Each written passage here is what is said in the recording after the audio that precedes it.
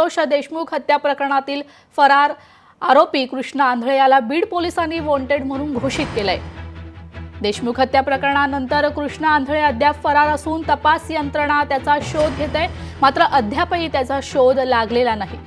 बीड पोलिसांनी वॉन्टेड घोषित करून आरोपीचे ठाव ठिकाणाची कोणास माहिती किंवा फोटोमधील आरोपी दिसून आल्यास तात्काळ बीड पोलिसांना संपर्क साधण्याचे आवाहन केले आहे।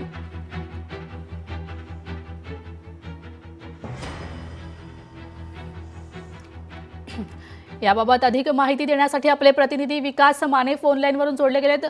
विकास, काय अधिकची माहिती आहे या प्रकरणाबाबत?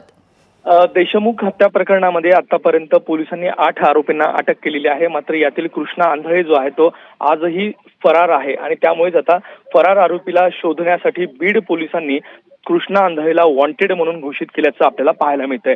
जवळपास देशमुख हत्या प्रकरणाला 1.25 महिना होतो आहे, मात्र तरी देखील अद्याप कृष्णा आंधळे हा तपास यंत्रणेला मिळालेला नाहीये। त्यामुळेच आता अखेर बीड पोलिसांनी त्याला वॉन्टेड म्हणून घोषित केलेला आहे। ज्याला कोणाला नागरिकांना हा आरोपी जो आहे तो दिसून येईल त्याची माहिती देणाऱ्यास बक्षीस देखील जाहीर करण्यात आलेलं आहे।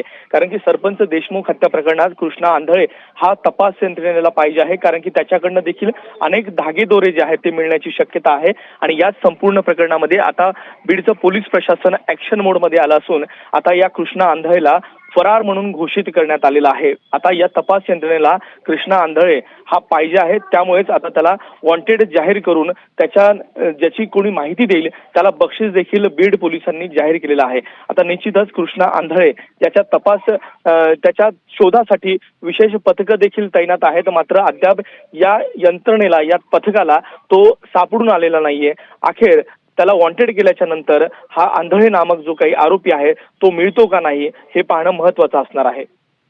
धन्यवाद या बातमीपत्रात। मात्र तुम्ही कुठेही जाऊ नका, तुम्ही असेच आमच्यासोबत जोडले राहा। मला तुमच्या पुढच्या बातमीसाठी तुमची प्रतिक्रिया हवी आहे।